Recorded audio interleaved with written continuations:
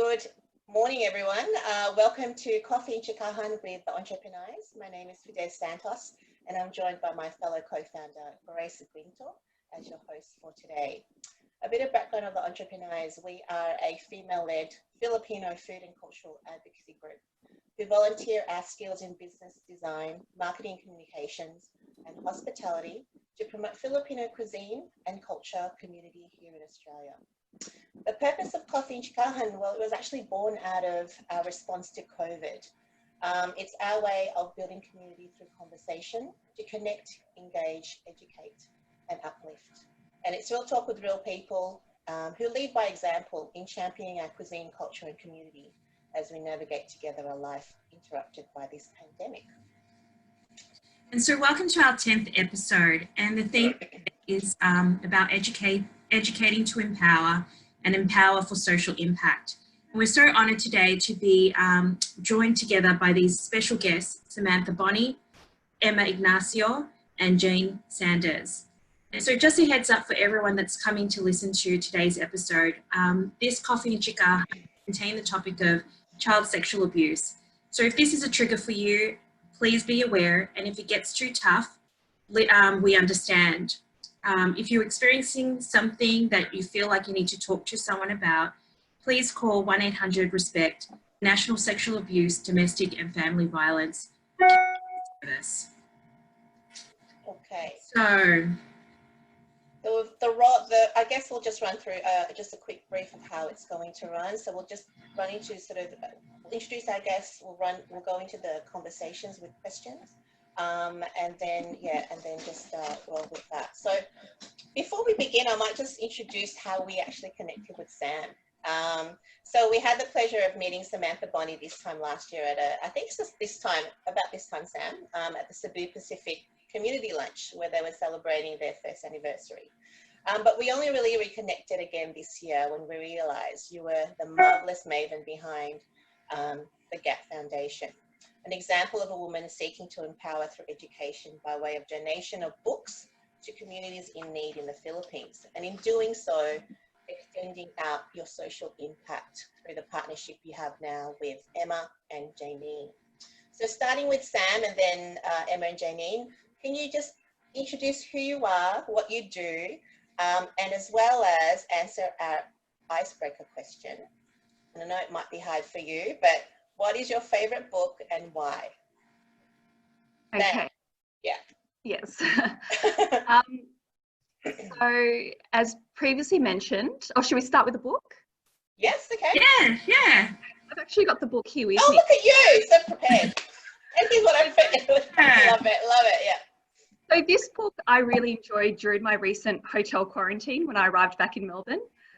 It's titled Still Counting the Dead, and it says here survivors of Sri Lanka's hidden war. So the reason why I got this book was because I was inspired to learn more about Sri Lanka's history after visiting my father-in-law's town called Jaffna. And I was blown away to still be able to see the effects of the war, which only ended 10 years ago, actually. So to read what the survivors went through, I must say it's quite raw and confronting, but you understand and you appreciate why people left to start new beginnings in other countries. Yeah, amazing. So as previously mentioned by Des, the GAP Foundation donates books to the Philippines, and we've been doing so for the last 4 years. This all started during family trips to the Philippines, where I saw communities that struggled with having basic access to literacy material, such as textbooks, children's books, dictionaries, books that we Australians take for granted at times, I suppose.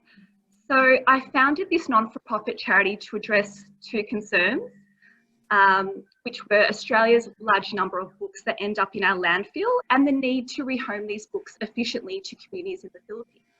So in a whole, the GAP Foundation has tackled the environmental concern in Australia and at the same time supporting and empowering the education system of individuals in the Philippines. Overall, it's been a great journey so far. The amazing projects which we have been a part of in the Philippines have really made a big impact on the ground level. And this is something that I'm proud of and I always love to share. Amazing. Yeah, and we do too. And we loved hearing about it, and that's why we've connected, and in that connection it's expanded out to knowing these other wonderful women. And so I'll turn it to you, Jayneen. Did you want to sort of give us an intro of yourself and your favourite book? Okay, so my favourite book, I'll start with that, is actually Rebecca by Daphne du Maurier. I don't know if any of you have read it. No, I haven't. Okay, I love Daphne du Maurier as a writer. She was really ahead of her time. She was actually a woman who probably in today's society would have been bisexual, but in those days in 1930s when she wrote, it was a no-no, excuse me. And it's about a woman who is really portrayed as a villain, but in fact, if you look a little bit deeper, she was just a woman trying to be free and be herself. So I love that book. And in fact, one of my daughters is called Rebecca. Oh wow! What era was that set in? It's round about in the 30s. So Okay. yeah, so around about that time. And myself, well, I am a writer of children's books. I write children's readers as well under the name of J. Dale. I've been in publishing for a very long time, since about 84, I think. But I'm also trained as a teacher and have gone back into teaching from time to time, which has given me some really good ideas for my own kind of writing in my books. So yeah, I love to use a voice that I think is the child's voice when I'm writing, and all the books are back there. Love it. What a great collection there. Dig a little deep in the title that connects us all to get together this morning as well. And on that note, Miss Emma, could you please give us an update and introduce yourself and your favourite book? Right. Thank you. So I'll start with the book also. I like light reading. I don't have a particular book, particular favorite book in mind, but I like the ones that were written by Ransom Riggs. I'm sure your kids know about this, Miss Peregrine's Peculiar Children. They remind me of my childhood. I like how the kids have powers and how they're able to come together and discover that by coming together, they're able to slay the monsters. So we used to play that when we were kids. So I love books like that. Yeah. Right. And about children as well. Yes. And I guess that's why I'm in Consuelo Foundation. We are Consuelo Foundation. We're a private US-based foundation that works for the prevention and treatment of abuse, neglect, and exploitation of children, women, and their families. We are named after our founder and benefactress, the late Doña Consuelo Zabel Alger, whose legacy, whose generosity, and genuine love and concern for children allowed us to renew hope for those who have lost it and give hope to those who never had it. I love that. I love that that sort of wrap up of what That saying, that saying. And it's so relevant right now when we are obviously feeling like we're navigating that emotional turmoil of losing hope and feeling hopeless about what the future will hold.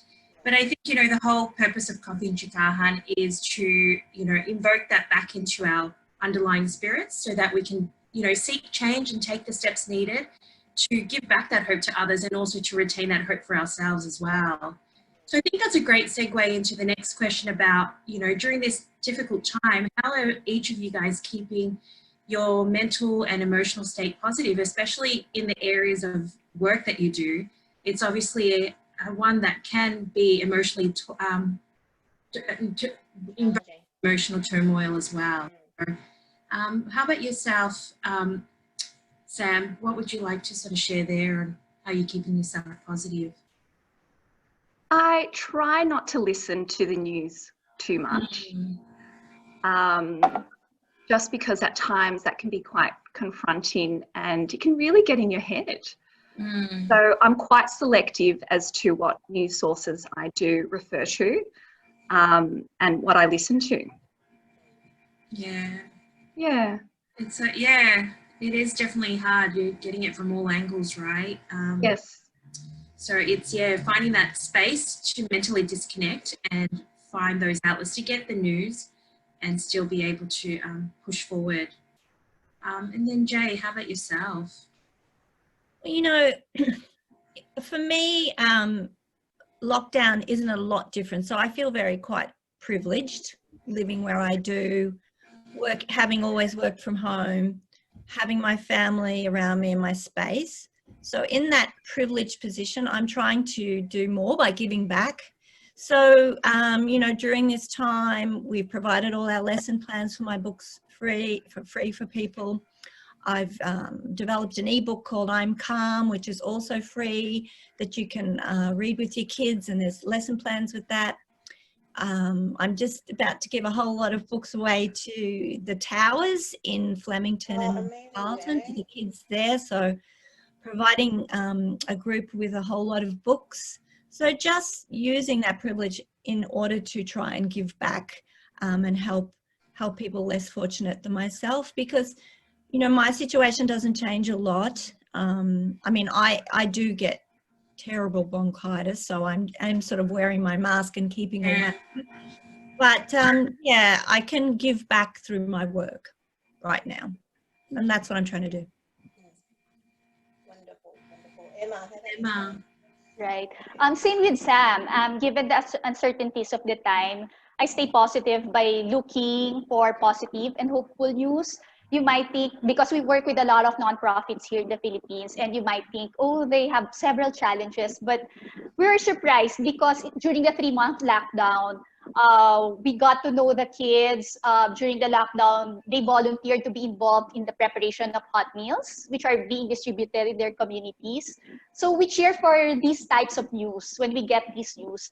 Children, particularly in our shelter partners, help in packing relief goods. So we're in the business of giving hope, and this news bring us so much joy and positivity. So I just try to look for those news, particularly from our partners. And from my end, I practice yoga regularly because meditation is a big part of it. It helps me clear my mind. And during weekends, like after this, I'm going to use my bike and just bike around the neighborhood. Oh, beautiful. Yeah. I think in terms of adversity and challenges, it's also an opportunity for people to rise up. And, you know, the power of collective action can really make an impact. So, yeah, and that's reflected in everything that you guys have been doing. So the following question is around, I guess, sharing a bit of your origin story. I mean, you sort of touched on it in your intro, but we're kind of keen how you actually came from where you were to where you are now. In particular, you know, has your journey led to you, to your important work that you do right now? Sam, you want to begin? So how we all connected? Or first of all, yeah. Your personal journey first to how you got to do this work. Okay. So it really just started with my connection with the Philippines and having a lot of family still there. And during my trips, just feeling so fortunate, you know, being Australian and living in Australia and growing up in Australia and wanting to give back. So I've always sort of done small things here and there to be able to give back to communities in the Philippines.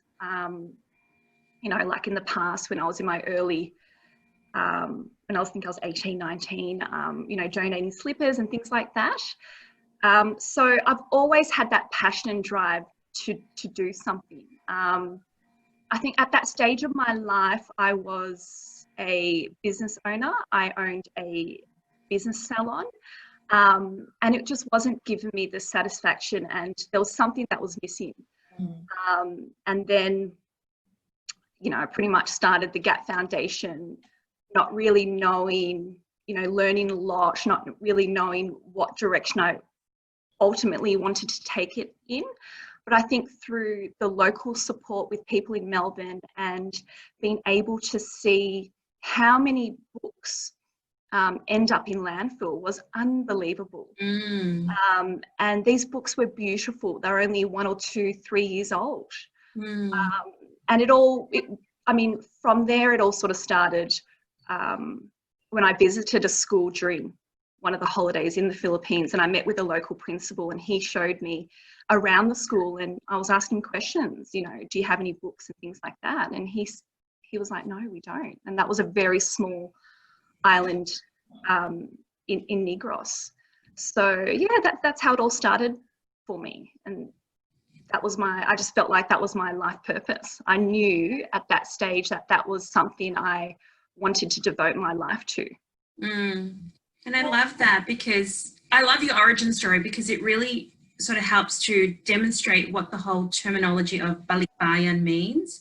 And if we break that down, balik is to give back in the Tagalog dialect, and then bayan is the country. So you found your, you know, opportunity to actually give back to the country in the way that sort of drives that passion in you and that motivation to keep going. And I love that, because everyone's balikbayan journey is going to be unique. But I love the fact that yours has been tied into the Give a Textbook type notion, which is the acronym for GAT originally. But yeah, just the fact that, yeah, it really sort of helps to highlight that you can empower through education, and you've done it in your own respective way. So I love that. And literally one textbook at a time, right, Sam? Thank you. Yeah, I suppose it just happened organically. Like, it's just something that I knew that it was something I always wanted to do, but I wasn't expecting at that time of my life as well. So I had to sell the business and move forward with this. So yeah. That's awesome. I'm so happy with the decision, though. I love it. Yeah, no, thank you. And Jay, you did share, you know, a neighbourly conversation that invoked your sort of aerial foray into doing educational books in body safety and so forth. Did you want to share a little bit more about how it came to be? Well, but first of all, I'd like to just continue on a bit from what Sam said. I too understand that passion, and then you just go, well, this is where this stream's taking me, so I'm just going to go with it because it feels right. And it's just what they call like a knowing that this is the right space for you, and just go with it. And being able to have the skills and that privilege of having those skills in order to do good. So, yes. I mean, I'm not a religious person at all, but I still feel I sort of live by a Buddhist principle that, you know, to give back and to do good, just lead a good life. So I kind of can understand where that sort of leads you. But yes, I write children's readers, I still do. But in the space of body safety, which is actually called sexual abuse prevention education, but that is a very harsh term. And I think people, as soon as they hear it, they think this empowering education that we do for children is about sex, when in fact it's not. It's just about empowering a child around the space of their body, and that their body is their body. So we call it body safety education, just like road safety, water safety. So we have body safety education. So I remember years ago, I did edit, I was in publishing, and I edited a book called Keeping Children Safe by Dr. Frida Briggs. And I thought, if ever I have children, this is great stuff. I'm going to teach my kids this, you know, so that they know that their body is their body, and empower them. So I did. When we've had 3 kids, we did that. But then also my neighbour, who is about 85 now, about 10 years ago, I suppose, she told me her story, which was she was sexually abused by her father. He said to her that he was teaching her how to be a good kind of wife. And then sadly for her, she actually married an abuser. She didn't know. And he abused her son and her daughter for as long as they can remember. And she said to me, when her children were in their 30s, when they finally told her, when they decided to take him to court, she had no idea. She said to me, it's very important to educate with prevention education before the children are in that web. And it's an abuser's web is like a spider web. It's very hard to get out of. And but as I said earlier, when we had a previous conversation, prevention is really easy. It's so easy and it's so empowering. But after a child has been sexually abused, it is far more complex, and there are many layers, and they can go on for years, as with her children and herself. So that's really got me thinking, wow, I need to do something in this space in prevention. I'm a teacher. why aren't we doing more? And yeah, I approached my local school where my kids were at, and I said, let's do, you know, I was all excited at the school council meeting, let's do some prevention education, let's do body safety. And they were like, oh, no, and kept putting me to the bottom of the agenda. So that made me pretty cross, actually. So I went home and I decided to use my skills in writing, and I wrote my first book, which is called Some Secrets Should Never Be Kept. And it's written as a fairy tale. It's timeless. So you know, these kinds of books hopefully never end up in landfill, because they are timeless and they can be continually used. And so that's where that journey began, where I started to write more books in this space. Yeah. It's a sad reality when you think about the fact that child sexual abuse is a timeless issue, right? It's something that crosses borders, time periods, and so forth. And I think that's why it was very important for us as mothers of our own children, having the privilege of living in Australia but of Filipino heritage, to really unpack that issue and how it actually happens in the Philippines, which is why we have Emma on the line as well to talk about that and, you know, speak about the origin story of how she came to be part of the Consuelo Foundation. So Emma, did you want to share a bit more about that origin story there? Yes. So a little bit of trivia. I'm a middle child. So you know what they say about middle children, that they always do things differently. And I've always wanted to do different things. And when everyone started joining the corporate world, I started going the other way, which is pursuing a different path and really choosing to be in the development sector. Prior to joining Consuelo Foundation, I was with another nonprofit for 7 years, but I've always wanted to work around children's causes. So when the opportunity to work for the foundation opened up, I immediately grabbed it, and luckily I landed the job, and I've been with the foundation for more than 10 years now. And to be honest, the work is never easy. It's never easy. But what I like about this job is that by the end of the day, you will always be left with the feeling of gratitude and fulfillment, knowing that in one way or another, I have contributed something meaningful, particularly to children's lives. So that's my origin story. So I just feel enlightened and so empowered by your stories and the work that you do. Thank you so much for the sharing that origin story. Whereas I'm jumping on to the next question here. Yeah, no, go ahead. Sam, so obviously all of you have you know, your own work. How did you all get together and establish a partnership for this particular project that we want to share with everyone? Okay, but can I first just say this is a fabulous platform that you and Fidis have created. Oh, And thank you. And to be able to share special projects like this in particular, so it's just really good. Okay, so to give you a quick background story, I previously worked with Emma at the Consuelo Foundation on joint projects where we donated books to their local partners, which were several children's shelters for survivors of abuse, as well as shelters for abandoned children. And last year, during Emma's visit to Melbourne, we discussed the opportunity of a book that they were wanting to produce. And this was to teach body safety to children and communities in the Philippines.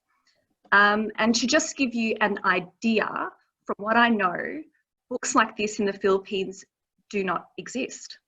Oh, wow. So going back to this meeting, Emma was looking for a suitable author to collaborate with. And without thought, I jumped on the opportunity to take up the challenge to find the best author in this field. And I came across Jay from Educate to Empower, which the name says it all, right? Yes. We met at the first, so Jay and I met, and at the first meeting right away, Jane, her husband, Mark, wanted to be part of this project without hesitation. So from there, I bought a handful of books to Emma, which was Jay's books, and when I was in the Philippines, and the rest is history. Amazing. And where is it now? Give us a sort of a status update. They're going into print, so printing the books shortly. In fact, Mark over here, Mark, can you come here for a second? This is my other half who does all the technical side. Yay! Hi, Who is currently just tidying up a few little bits and pieces to the files. He's a perfectionist. Oh, I And love it. Yes. My kind of guy, that's for sure. Yeah. So he's tidying up the files, and then you'll send them back to Emma, yeah? Yep. And then they'll go to the printer. Oh, that's so exciting. So I'm exciting. so excited. That's literally, a personification that behind every great woman is an awesome man as well. So thank you, Mark, for, that you, He's waving, waving. That So is the so book, excellent. so that we're doing together is not Some Secrets Should Never Be Kept. It's actually a book called My Body, What I Say Goes. It has, would you like me to quickly tell you what's in it? Yes, tell us Yes, what it's of course, about. Yes, yeah. please.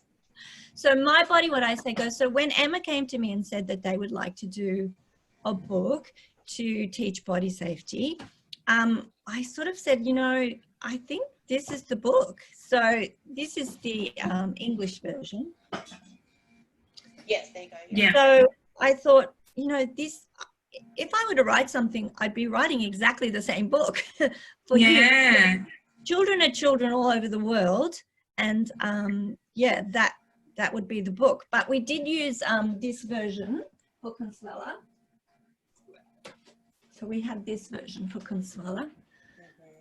But I said that this book would be the book. And so that way we decided to, okay, let's translate that particular book because it has everything in it. It starts with talking about feeling safe, feeling unsafe.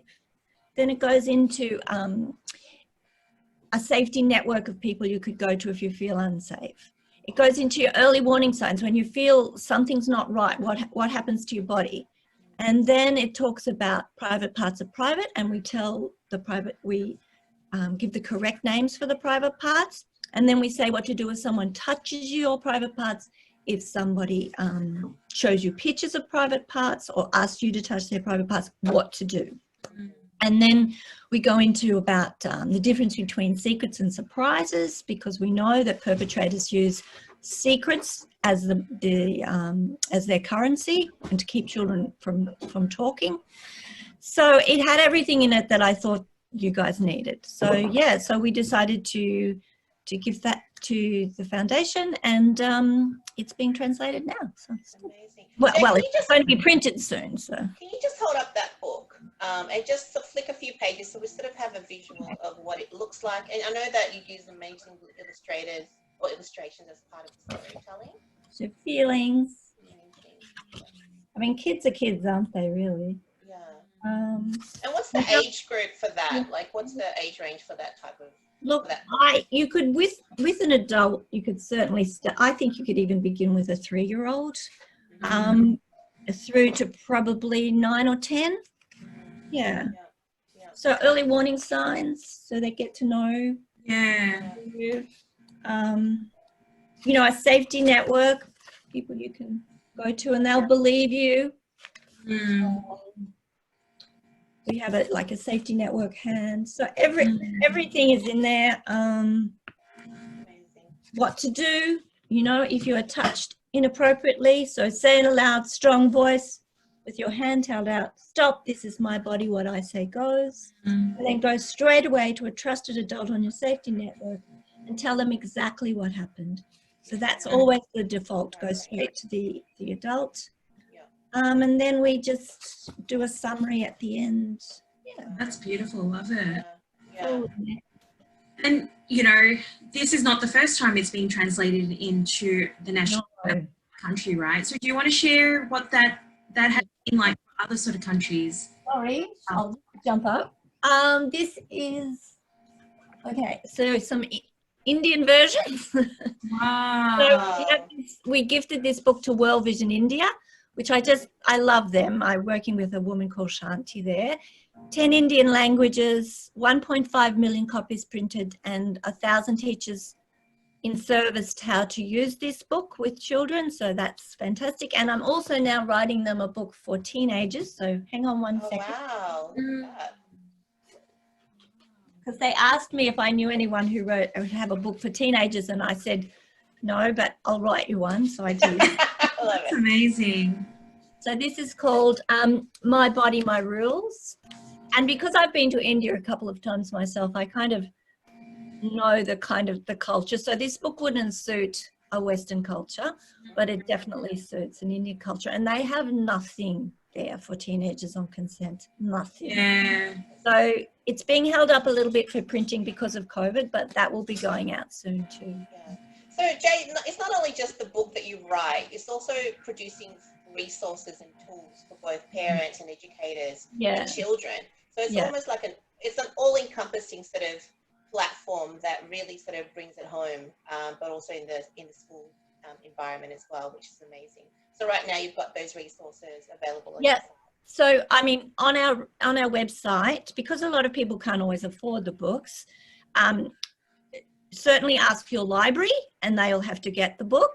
If you want any of our books, you can just, the website I guess will be up later, and you go on there and have a look and then ask your library or purchase them, because by purchasing from us too, we are able then more to give back like we're doing. But there's lots of free resources, and there's this poster here, My Body Safety Rules.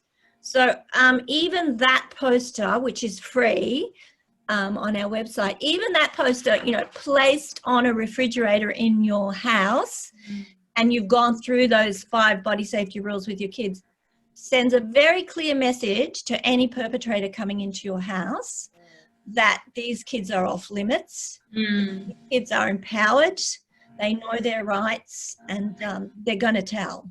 So, and also people need to remember that I think it's 96% of kids know their perpetrator. Yeah. So they're in our families, they're in our homes, they're in our communities. And with lockdown, I'm sad to say, some kids are living a nightmare.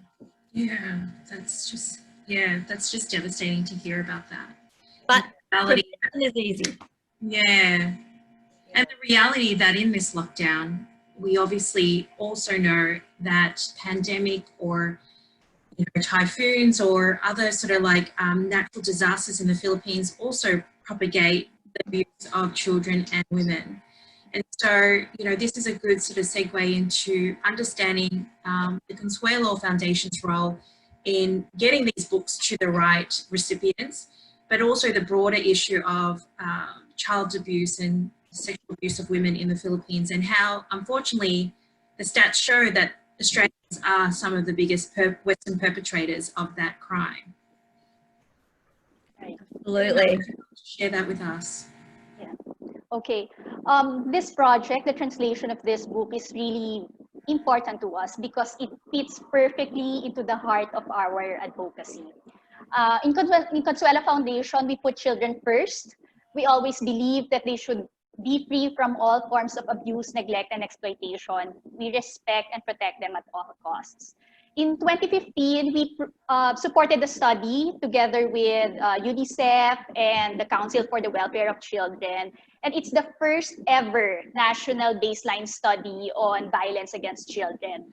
The study revealed that 1 in 4 children suffered from some form of sexual abuse. And I'd like to echo what Chase mentioned earlier, that most of these children, like 99% of them, know who their perpetrator is. So the sexual violence happened at home, school, or even in their respective communities. The report also cited that more male children fall victim into this type of abuse than female children.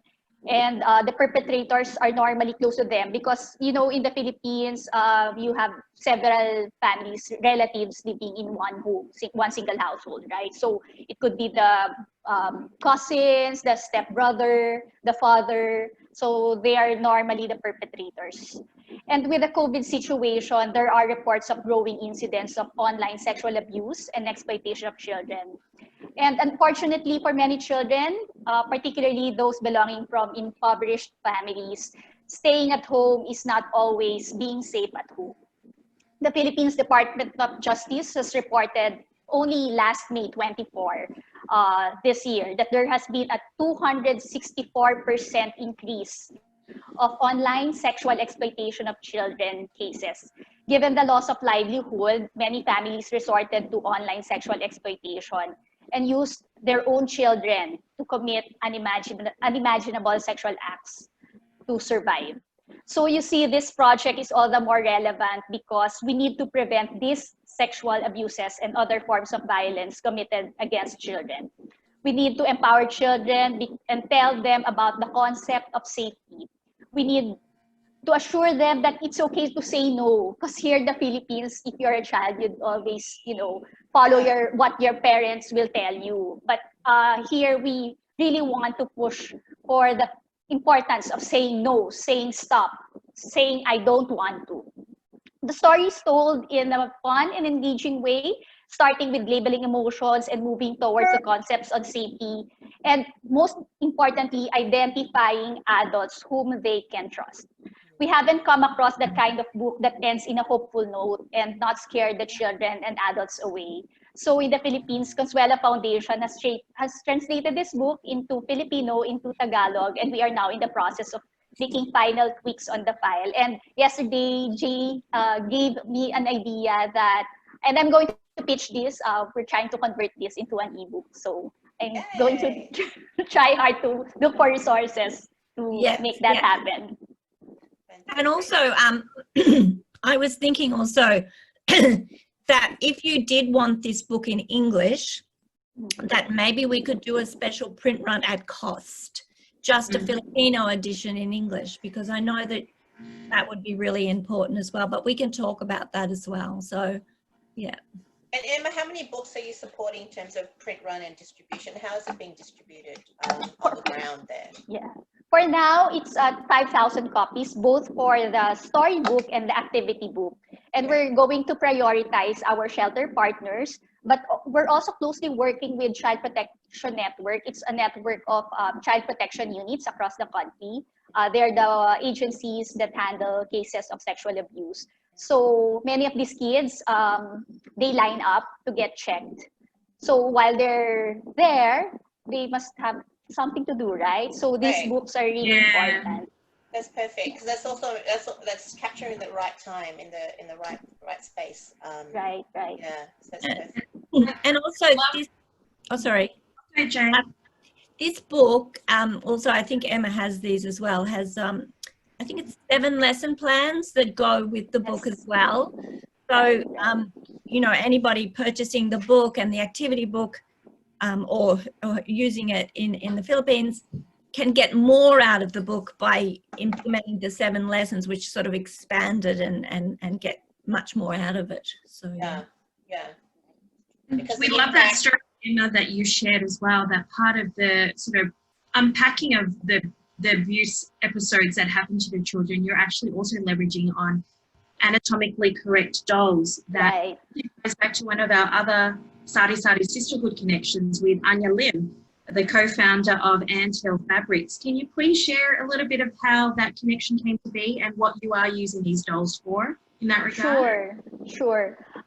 Just like the book of Jayneen, we don't have these dolls here in the Philippines. In fact, we've come across that when our managing director was still with International Justice Mission, and she saw those dolls when she visited the US, and she said, why don't we have these dolls here? Because these dolls are very important, particularly during promulgation of cases, when there are court hearings for children, because some children have disabilities, they're deaf, so they can't really speak, they can't tell their story when the judge starts asking them questions. So why don't we have these dolls? And the idea came to that, and we said we need to produce these dolls in the Philippines. But of course, it's not cost effective.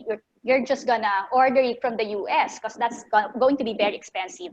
And we looked for suppliers, and very few suppliers here in the Philippines can actually do that, particularly the anatomy of the dolls. Because normally they would just, have this one-dimensional thing, right? So we came across the group of Anya, and that's how it started. And we're actually, this is our second batch. No, yeah, this is our second batch of distributing these dolls, and we're allocating 400 sets of dolls. And one set is actually 4 dolls composed of a daddy doll, a mommy doll, Oh, a wow. sister doll, and a brother doll. Oh, And wow. they all come with clothes, underwears, Yeah. even. Wow. Yeah. And all those body parts. So we're going to donate them to the Department of Justice in view of their fight against online sexual exploitation of children. Wow. That's amazing. And just showing the power of connections, right? Like Right. has just become such an amazing connectivity point to all these other amazing women doing their passionate work in their respective fields. And I know Sam, Anya Lim was one of your earlier connections as well when you were traveling back to Cebu and finding her amongst all the Australian Embassy festivities over there in Australia. So it really has all come together, hasn't it, with those relationships? Yeah, I saw her in March this year. So I was fortunate enough to be able to visit her gallery and where her production happens. So it was just great to see, you know, all the Indigenous weaves and the communities that she supports. And at that stage, she was doing a sort of like a seminar where she got her weaves from different parts of the Philippines to come to Cebu to have a group meeting get together. So that was good to be able to have dinner with them and to meet them as well. The actual It's their 10th anniversary this year. I think it's the first time that they were able to bring, I guess, their whole, I guess, borders and weaving community. Weaving community together. Yeah. And yeah, I guess the underlying element of that, it's, you know, her Anthill sort of movement is all about empowering women so that they can have sustainable livelihoods and they can sort of steer away from that ecosystem of falling into poverty and unfortunately, you know, having presented with an opportunity to make money but do it through, you know, the unfortunate deed of child sexual abuse, their own children as well, just out of sheer desperation. So that stat and that reality is something that's really important that you shared with us, Emma, because I think a trait of many Filipinos is that if it gets too ugly, if it gets too challenging to actually Not talk about it. we cope by turning our heads away from it. So, you know, we obviously are working mothers and we have the privilege of being here in Australia, but we want to stay connected to what's happening in the Philippines. What would you like to share with other parents, with other, you know, folks, kababayans over here in Australia about what we can do and not be sort of paralyzed by all the analysis of data that is presented to us, especially during this time when there is so much news and such negative news coming our way? How can we turn this into positive action, respectively? Okay. Well, definitely you can start at home because that's where it all starts, and that would actually contribute to the work that we also do here in the Philippines. And it's really important that we teach our children the concept of child protection. Safety network, what a good touch and a bad touch is, inappropriate touching, making sure that our children have people they can trust, and making sure that the adults will believe what the children will tell them. And of course, it's really going back to yourself, just arming yourself with the information of what to do in case of disclosures. And I think this is what most adults are afraid of the most. But this is precisely the reason why we're having this why we're having this conversation. As much as possible, we want to avoid getting to that point wherein they get abused or wherein they get get into that kind of situation. And we can only do that if we start talking to our children about the concept of protecting themselves. As they say, prevention is way so much better than cure. Yeah, absolutely. Yeah. And I'd just like to add also, on top of what Emma has said, that to really educate yourself in what grooming is. You know, groomers are very good at grooming. Like they're that friendly uncle, that lovely person who's always there to help. And yes, I'll take care of the kids. You're so busy. You know, this is what they do. They groom a child and they groom the parents and the family to trust them. So just have your parent radar on a little bit more. Educate yourself about what grooming is, what to look for in your child. Oh, they've got a sick tummy. They don't want to go to Uncle Fred's house anymore because they feel a bit sick in the tummy.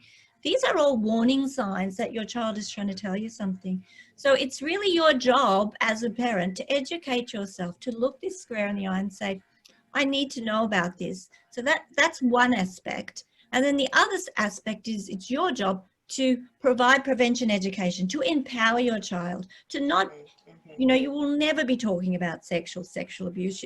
It's all very age appropriate education. So, you know, help us with our jobs as well. We're trying to get prevention education out there. So maybe you can come on board with us and teach your children prevention education, and then say to your neighbor, oh, I'm teaching my kids body safety. Are you teaching your kids body safety? Oh, why not?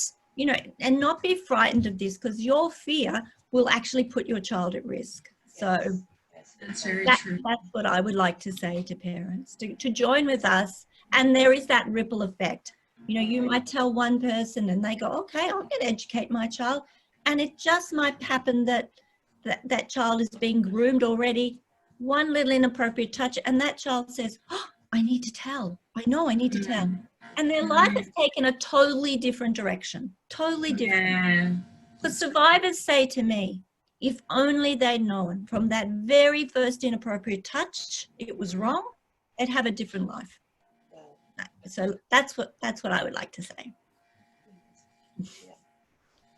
Sam, I just wanted to sort of, I guess, in reflection of that, how can someone who wants to be involved in support and take action through your foundation, what do you advise? So first of all, I think we're all blessed to have such a large array of variety and access to resources like this in Australia. On a personal note, for me, instead of, I've got many godchildren and nieces and nephews. Instead of giving presents like Lego or even giving money, I think, I think it would be really good to be able to, to give these books and plant the seed. So it's a nice pledge to take personally as well, to be able to, purchase these books, which is so easy to do for us, online, and be able to give them as gifts and presents. And it's such an empowering way of helping your, friends and families and the people you associate with. So nice practical advice. Yeah, absolutely. Yeah. So do you have, just looking at time, we're close to wrapping up, but maybe one question to sort of wrap up everything, is there a final thought that you'd like to pass on to our listeners?